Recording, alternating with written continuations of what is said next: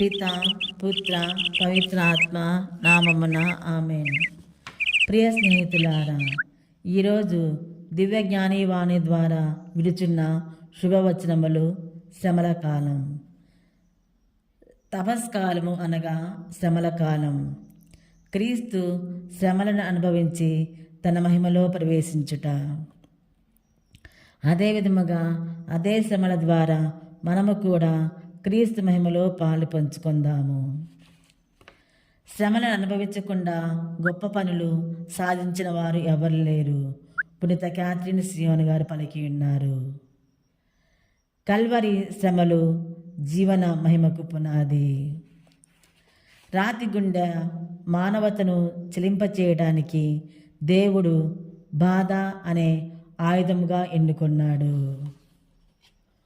పవిత్ర శ్రమల ద్వారానే ఇది సాధ్యమవుతుంది.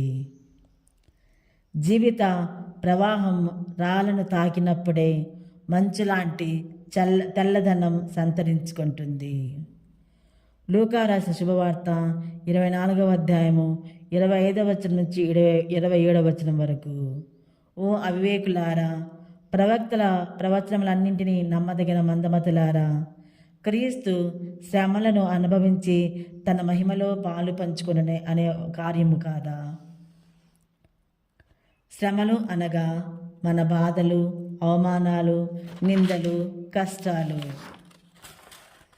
యేసు ప్రభు మన కోసం శిలువ శ్రమను మోశారు.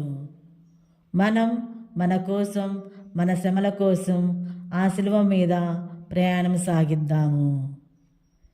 ఆ శిలువ మార్గములో ప్రయాణించే సమయంలో మనము శిలువ చింత ప్రభుని వేడుకుందాము. ముందుగా ప్రార్థన ద్వారా శిలువను మోద్దాము. ఆ శిలువ మార్గములో పయనించే మన శిలువ, మన శ్రమలను ఎత్తుకొని అనుభవిద్దాము. ముందుగా పాపాలు ఒప్పుకొనడం ద్వారా శిలువను మోద్దాము. ఇతరులను మన్నించడం ద్వారా శిలువను మోద్దాము. ఇతరులకు సహాయం చేసే గుణమును దయచేయమని శిలువను మోద్దాము. మనకొచ్చే నిందలు, అవమానాలు భరించే భాగ్యం దయచేయమని శిలువ మోద్దాము. ఇలా మన శిలువ ప్రయాణంలో ఆ ప్రభు శిలువ తోడుగా ఉందమని వేడుకుందాము. ఒక గీతం ద్వారా పాడుకుందాము.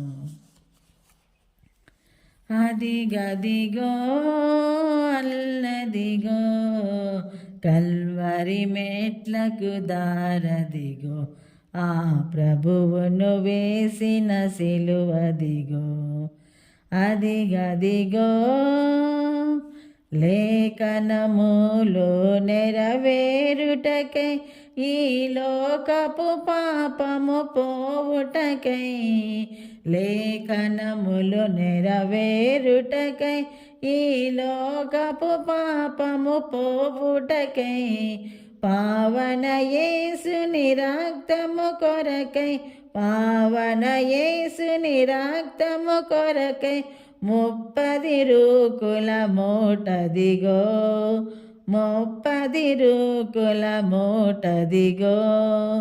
అదిగదిగో అల్లదిగో కల్వరి మెట్లకు దారదిగో, ఆ ప్రభువును వేసిన సిలువదిగో. అదిగదిగో. ఆ క్రీస్తు భగవానుడు మన ప్రయాణంలో తోడు నీడగా ఉండమని ప్రార్థిద్దాము. ఆమెన్. పిత పుత్ర పవిత్రాత్మ నామమున ఆమెన్.